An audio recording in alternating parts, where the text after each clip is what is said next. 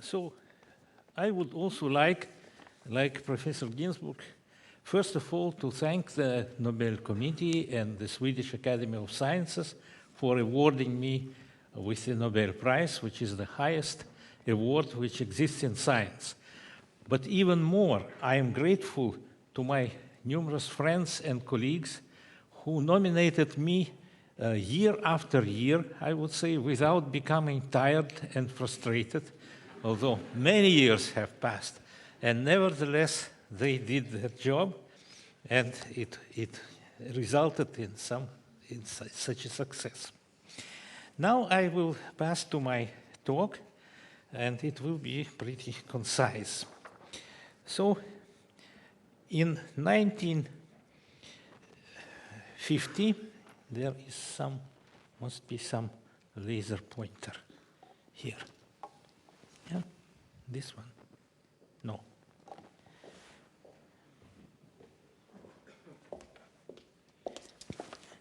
There was some. Well, okay, I have until you search it. This is it, yes. This is it, yeah. Yeah, okay. So, in 1950, Ginzburg and Landau published their famous paper on superconductivity, which they called semi-phenomenological theory. And this paper was based on the general theory of phase transition, of second-order phase transition, which was proposed by Landau in 1937. The main quantity in that paper was the so-called order parameter, which was finite below the transition and zero above it, which was called the ordered phase and disordered phase. Now, different phase transitions had different order parameters, and in some cases, the order parameter was quite evident. For example, for the ferromagnetic transition, where the spontaneous magnetization was an ordinary, such a quite a trivial choice of the order parameter. But it was much less evident for the superconducting transition. What to choose as an order parameter? And there was, of course, the notion of density of superconducting electrons, which were introduced by Horter and Casimir. But on several reasons, it didn't work as an order parameter. So I think that Ginzburg and Landau had a stroke of genius why they propose some sort of wave function as an order parameter. You see, now we understand very well why this happened, because we know that there are Cooper pairs, that the Cooper pairs form a Bose condensate, and in Bose condensate, all particles have the same wave function, and so this wave function can serve as an order parameter. However, at that time, nothing like that was known, and so therefore, Ginzburg and Landau, they did not actually spend very much time in their paper explaining what it really is. If one takes exactly what is written there, so, and does the same operations, one would get zero and not any quantity. So therefore, it was really a stroke of genius. And so this theory was very useful because it managed to explain the contradictions of the old theory by Fritz and Heinz London, namely the positive surface energy on the boundary between the superconducting and normal phase. Without that, the intermediate state would be not possible to explain, and the intermediate state was observed. So, but there were also other experimental predictions about, Professor Ginzburg told you already, and there were also critical fields for thin films and critical currents for thin superconducting. No, they wrote planes, but it was actually for wires. Yeah, and so all these predictions, of course, required experimental verification. And so my friend and university mate Nikolai Zavaritsky started to make these measurements. So he evaporated a drop of metal on a glass substrate, prepared such a mirror, and measured the properties of this film under magnetic field. And he got a beautiful agreement with the formulas which were calculated in the work by Ginzburg and Landau. Namely, in the formulas, there is some certain combination of it is a ratio of the thickness of the film to the penetration depth. And penetration depth is a special quantity of the order 10 to minus 6 centimeters, which depended on temperature. And so therefore it was more or less the same to measure, depends on thickness or on temperature. But temperature was much more easy actually to fix than the thickness of the film. And so there was beautiful agreement, and so therefore one could think that the problem is over. However, Alexander Shalnikov, who was the boss of Zavaritsky, he said that what are you measuring? That is the films are badly characterized because you do all the evaporation, you perform at room temperature. And so therefore the atoms come to the glass substrate and they are free to move. So they agglomerate, and instead of a uniform film, you get actually an ensemble of droplets. And so you measure that ensemble of droplets. In order to make it more homogeneous, it is necessary, in this case, to do the following: to keep the substrate at helium temperature all the time, till you evaporate, and support it at helium temperature until you perform the measurements. And only after that, you can heat it over. It's no more important. And so Zavaritsky tried his best. He made everything at helium temperature. And a result of that was that there was no agreement with Ginzburg-Landau formulas at all.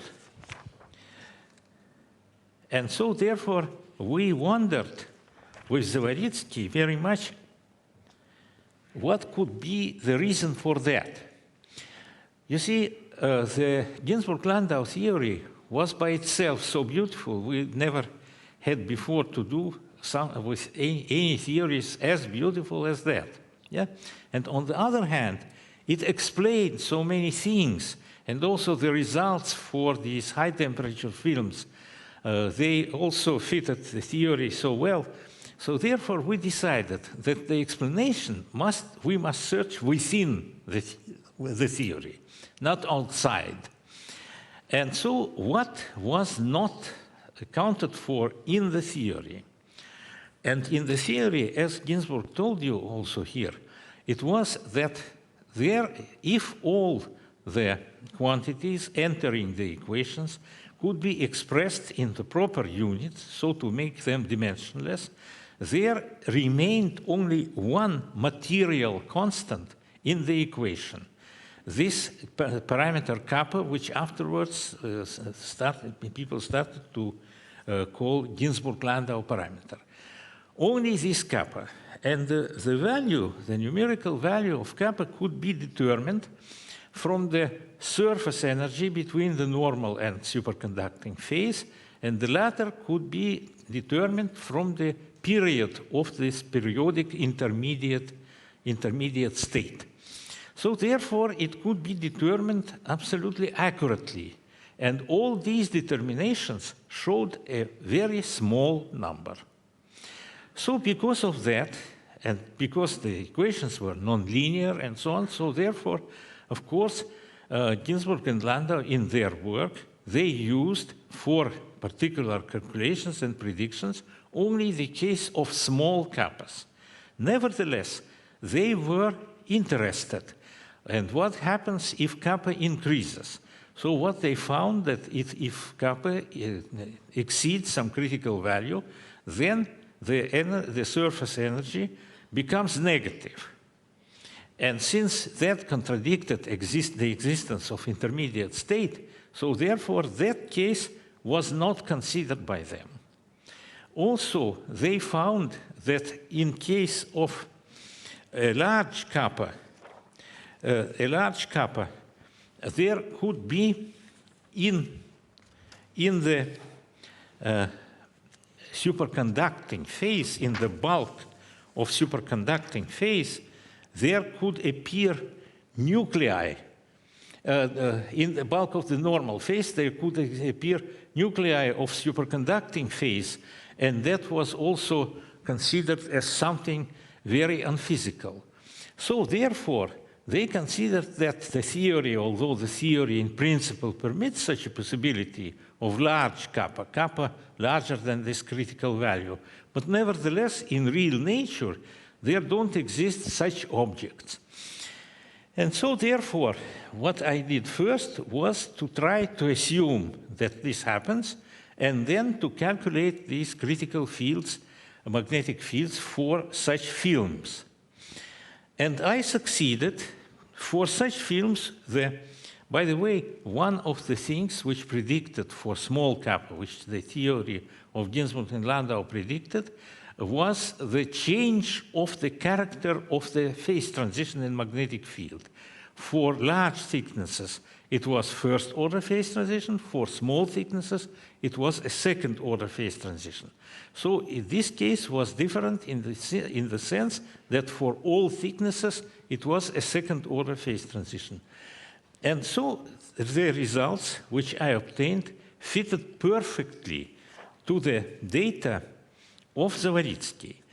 And just because of that, we, with Zavaritsky, postulated that apart from conventional superconductors, which has a smaller value of kappa than the critical value, then there exist other superconductors which have a larger value of kappa and a negative surface energy, and we call them superconductors of the second group.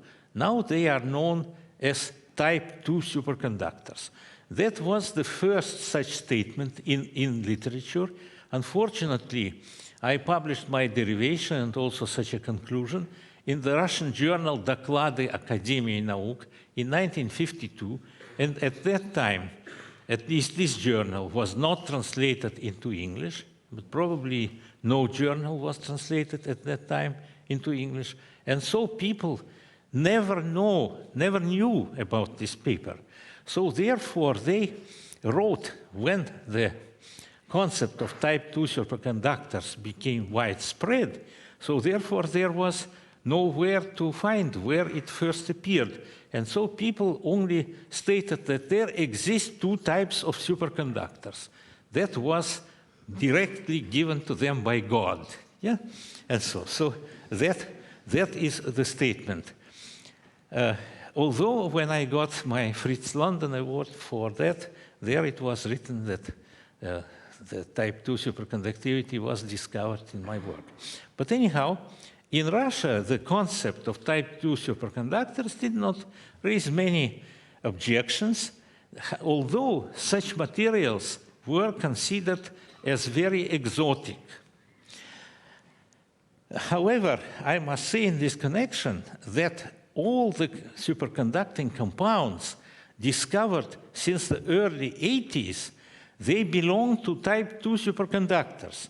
And they include such different things as organic superconductors, superconductors with a structure of A15, for example, niobium-3 Chevreul phases, heavy fermionic materials, which many people know, fullerenes, which are based on these C60 molecules, I would say, and high-temperature superconductors. All of them are type 2 superconductors. More than that, the type 2 superconductors got a lot of practical applications, and that's why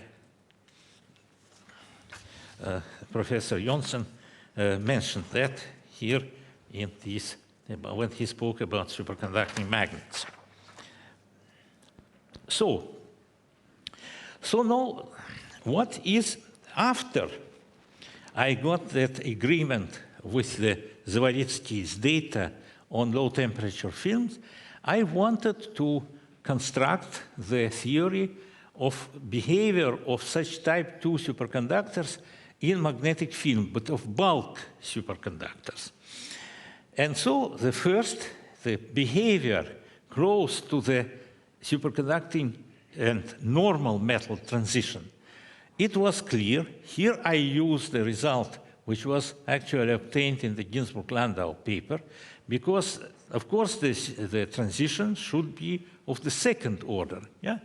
And the second order is characterized by the fact that there appears a nucleus which is stationary. That means so on the other side, on one side of the transition, the nucleus must frankly decay. On the other side, it must grow. Yes? And so therefore, there is a single magnetic field where it is stationary, and that can be considered as the transition field. So with that, the highest transition field can be described like with this formula, where HCM is a sort of scale of magnetic fields, and formally it is a magnetic field where there could be a first-order transition of a bulk cylinder in a longitudinal field. And this is kappa. So you see, the larger the kappa, the highest is that critical field. Now, let us consider, however, what happens at smaller magnetic field. And at smaller magnetic field, one could imagine that several such nuclei could appear, and so therefore the solution should be, under these conditions, a linear combination of such nuclei. However, here such a delicate point. Since the substance is, we consider an infinite sample, yes, and the magnetic field is more or less uniform through that sample, so therefore one has to think about, if not a continuous structure, so then at least periodic. And so therefore, if one constructs a solution which is a linear combination of different nuclei, so one must have in mind some periodic structure. And so therefore, you see, the n is integer, and so we collect these solutions. However, we must have in mind that such a solution for a single exponent with that, for a single nucleus, was got at the vector, at the definite value of the vector potential, namely A equal to Hx. However, here they are displaced, and so therefore we have to make a gauge transformation for the vector potential. That's why there appears such a factor depending on the y-coordinate. So that is a linear combination of such nuclei. Now, if we, yes, and here, of course, I want to also notations, the x's are measured in units of the penetration depth, and the k's parameter is measured in 1 by lambda. So now, if one calculates the difference between the superconducting free energy and the normal free energy, one gets to such a formula, and it is equally easy to say that the smallest value of the energy, when it becomes more negative, is if beta becomes smaller. And what is beta? Beta actually is such a dimensionless ratio of different averages of this psi, yeah? And so we, by changing the coefficient c, we can actually find the combination which has the minimal beta. So, and so it happens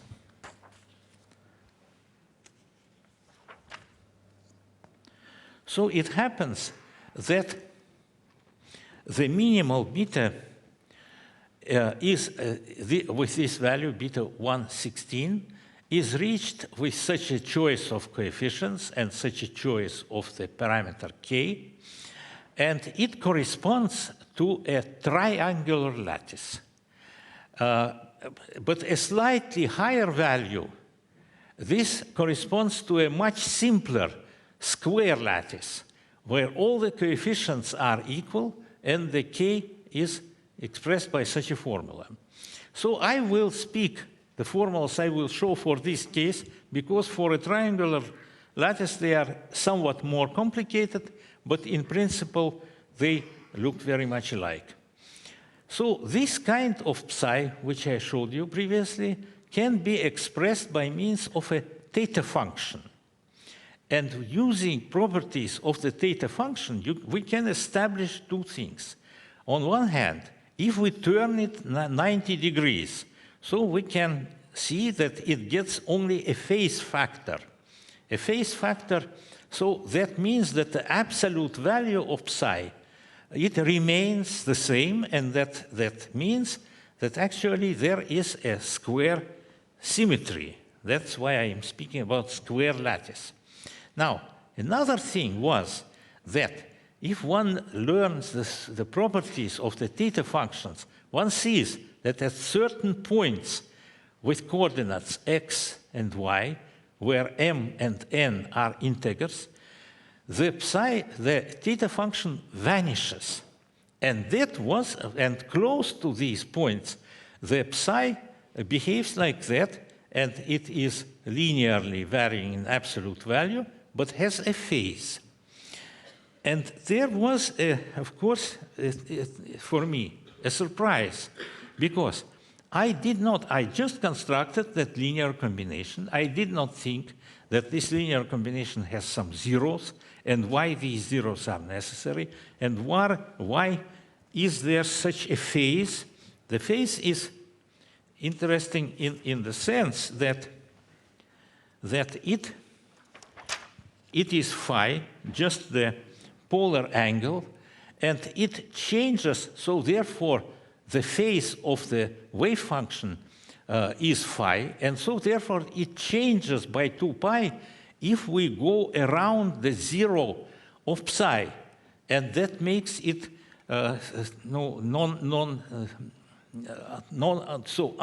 so ambiguous that we don't know actually it is 2 or 2 plus 2 phi or something like that.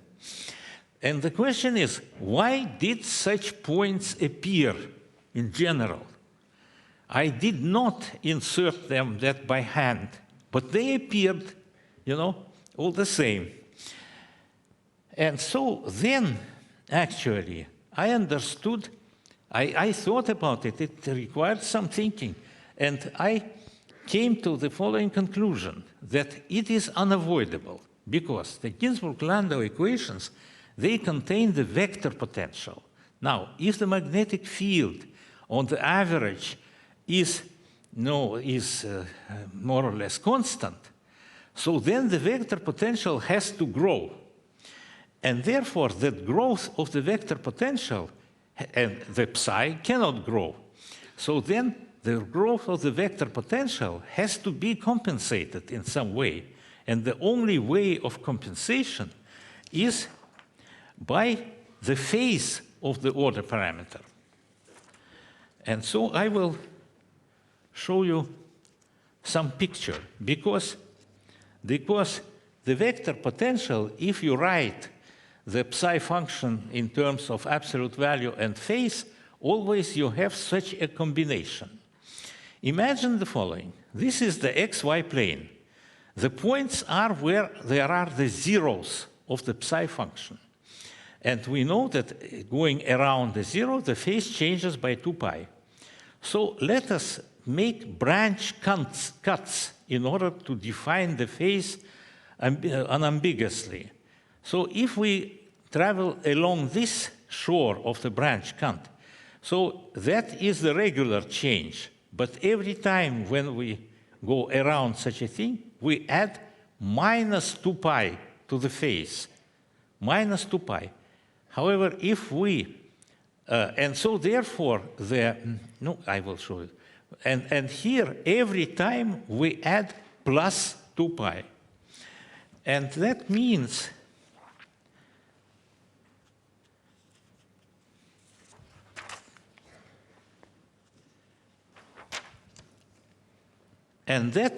practically the following, that the phase on the left shore changes in this way, and the phase on the right shore changes the regular part plus that.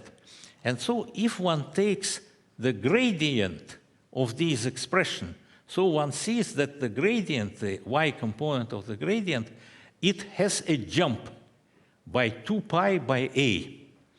And this jump can compensate the growth of the vector potential in the x direction if this condition will be observed, HA equal to this quantity. So from this is an equation for the period of the structure, and the period of the structure then becomes this one. You see that the period grows with decreasing magnetic field, and also there is a second consequence that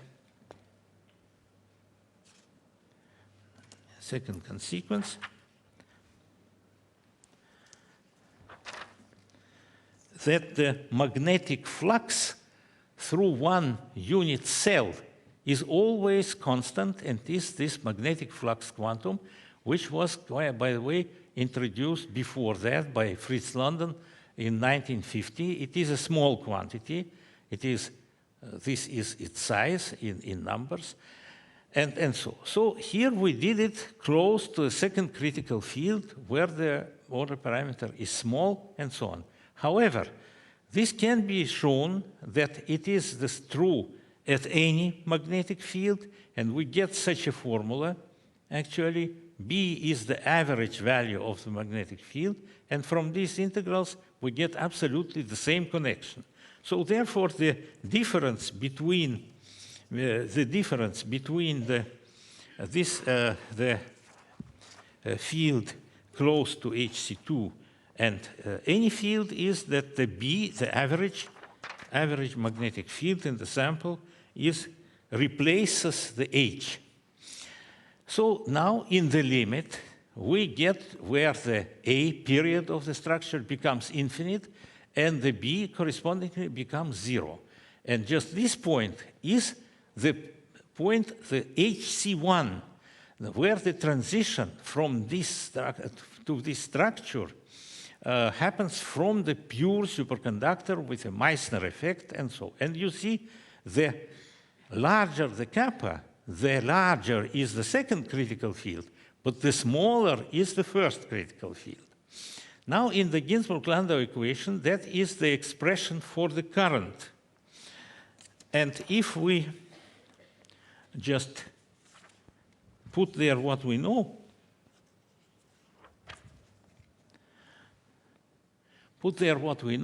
so we see that the current is only in the phi direction. It is surrounding these points.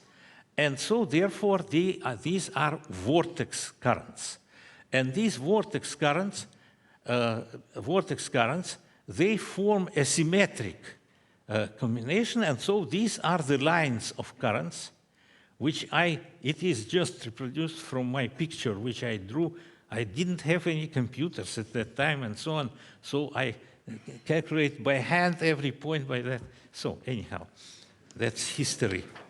But that picture is in all textbooks, even until now. All of them take my picture, my very old picture. So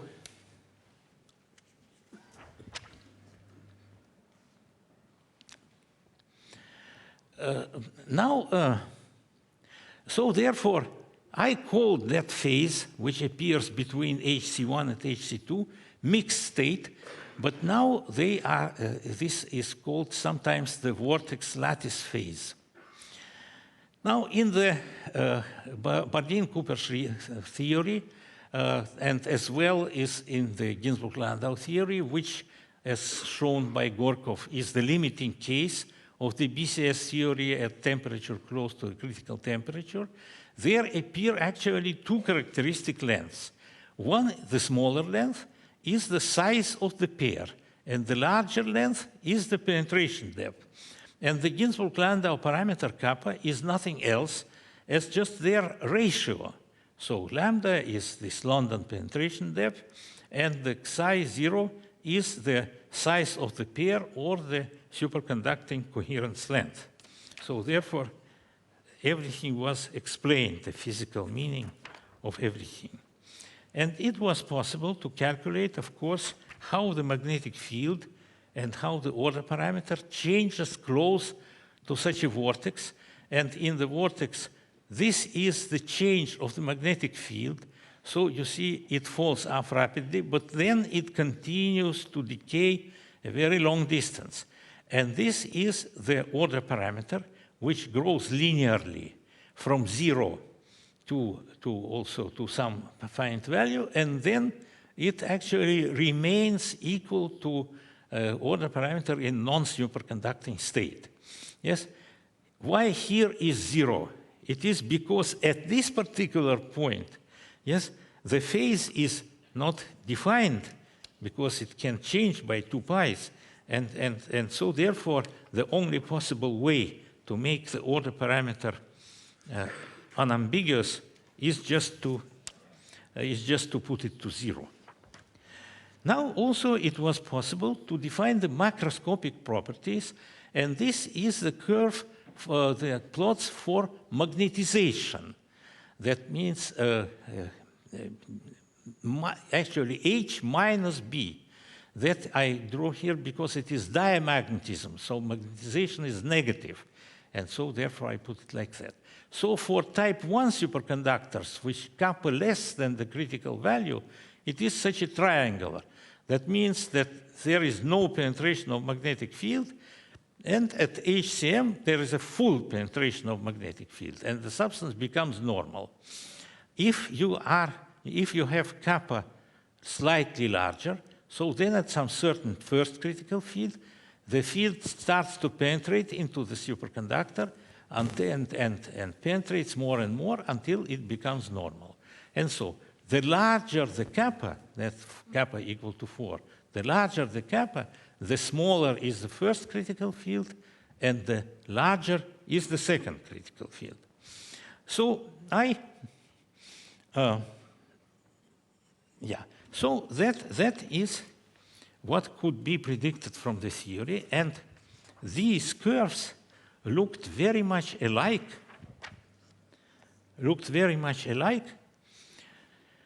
No, that is the last portion of the magnetization close to Hc2, and there was such a simple formula.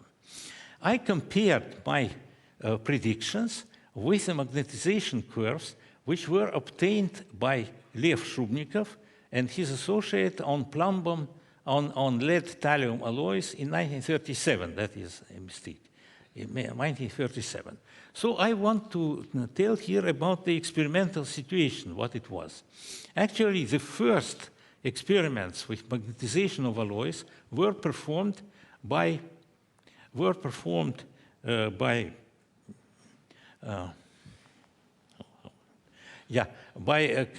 De Haas and Mrs. Casimir Jonker in 1935, where they mentioned that there exists a region of gradual penetration of the magnetic field, and which is characterized by 2 critical magnetic fields, yes, lower and upper critical field. So then De Haas, Shubnikov, who to some extent was a student or collaborator of De Haas, he tried to do the same with better samples. You see, De Haas and Casimir Jonker explained their results by inhomogeneity of the samples. And so some regions become normal before others, and so on. So Shubnikov wanted to do better samples. And so they annealed their samples a very long time close to the melting temperature, and then with X-rays performed at room temperature, they did not find any trace of inhomogeneity. However, since they did not have any other explanation why the curves, why the penetration is so gradual, so therefore they wrote in their paper, that means that precipitation of some different phase happens, but at lower temperatures. They were unable to make the X-ray measurements at low temperatures at that time. I think that the Shrubnikov, he had a very tragic fate because he was accused in attempts to organize an anti-Soviet strike, yes, arrested and executed by the KGB. Even the KGB was usually not so fast, yes, executed the same year, so he just disappeared, yeah. And I am sure that given the opportunity, he could define that there exists a new state and a new type of superconductors and so on, but this unfortunately did not happen. But for me, these experimental data were, of course, a great inspiration, and Landau, who was Shrubnikov's close friend, he always described him as an extremely good experimentalist and a person. Now, I want to add a few words that I must say that my work did not attract attention. First of all, Landau did not believe it, and so the publication had to be postponed for 4 years. Only after the Feynman's vortices in rotating helium appeared, only after that, Landau started to understand that concept. Then I showed him my notes, and he agreed with that. So therefore, it was delayed 4 years already. So actually, I did that work before Feynman's vortices. And it was postponed so. But even then, and when it was published and translated into English, did not attract attention because people believed in inhomogeneity, which was expressed in the so-called form of Mendelssohn sponge, it was called. And so people believed only in Mendelssohn sponge. And only after the vortex lattice was observed, first by neutron diffraction and the second by decoration pictures, only then the experimentalist started to believe.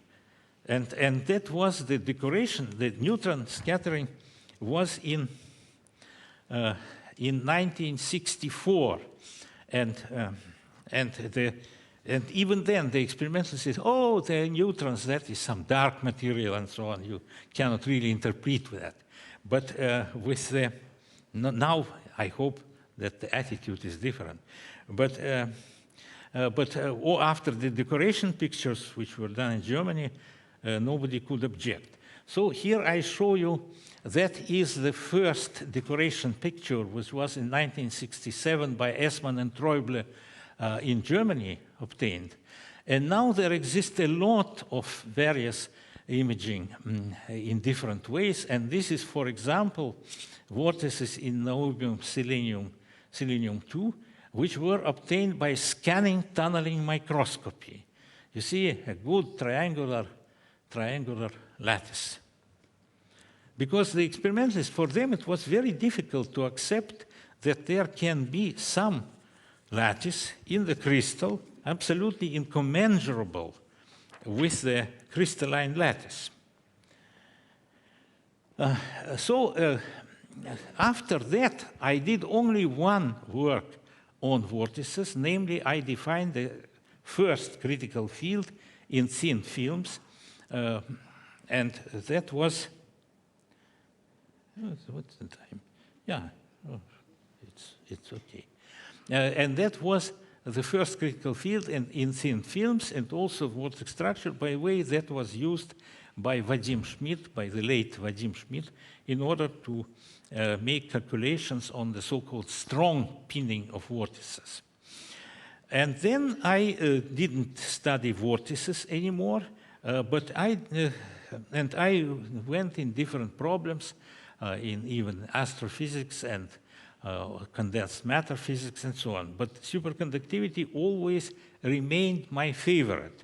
And we made, actually in the beginning of 60s, on the basis of the BCS theory and its extension, so actually green function description, which was constructed by Lev Gorkov, and this green function description permitted to extend this microscopic theory to spatially non-uniform case. And there we calculate properties of temperatures of superconductors and high frequency fields with and without impurities, then define the role of magnetic impurities with Gorkov, where we discovered the so-called gapless superconductivity.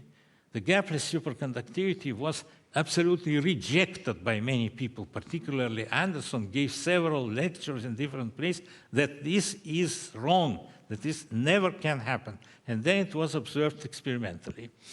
And so I said in the Soviet Union, there was such a habit of registration of discoveries.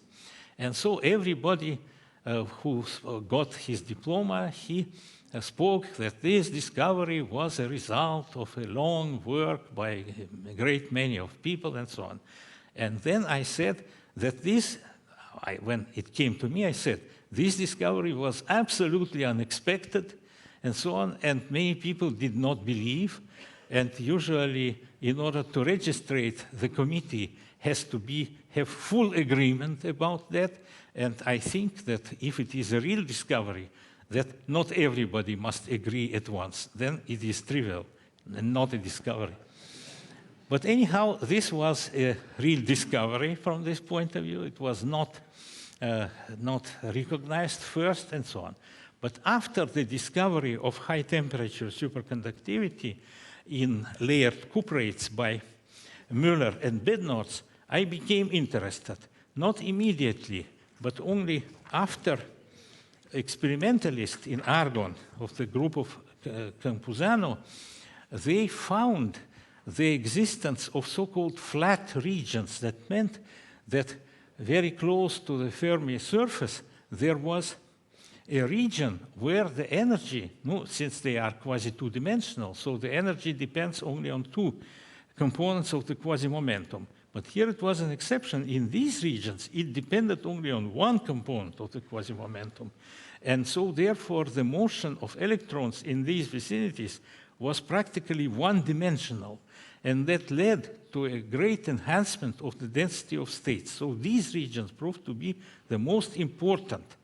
Afterwards, David Pines, I think, proposed to call them hot regions.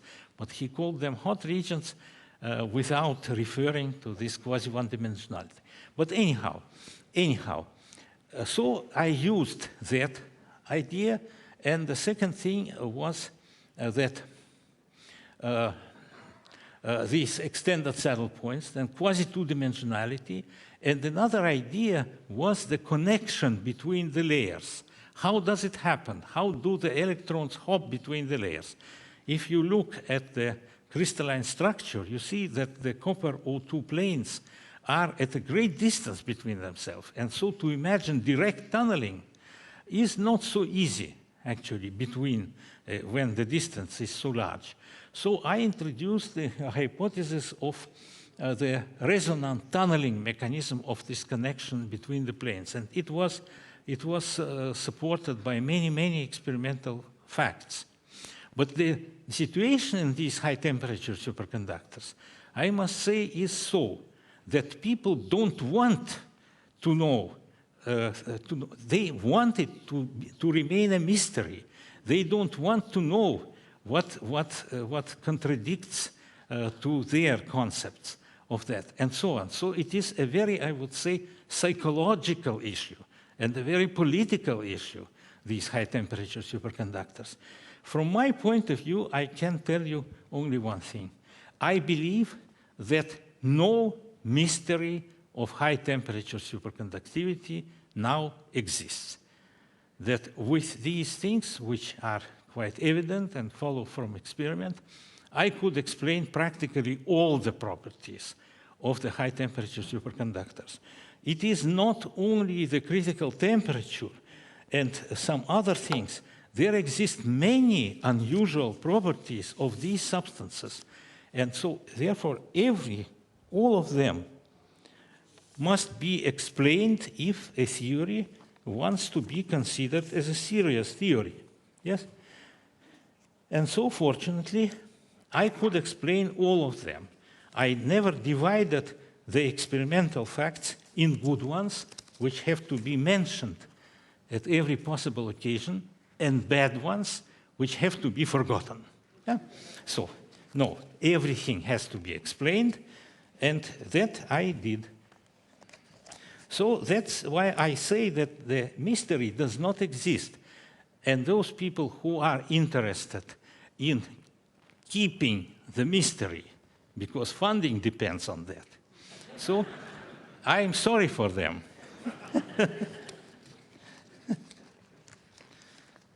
Okay. So that's the end.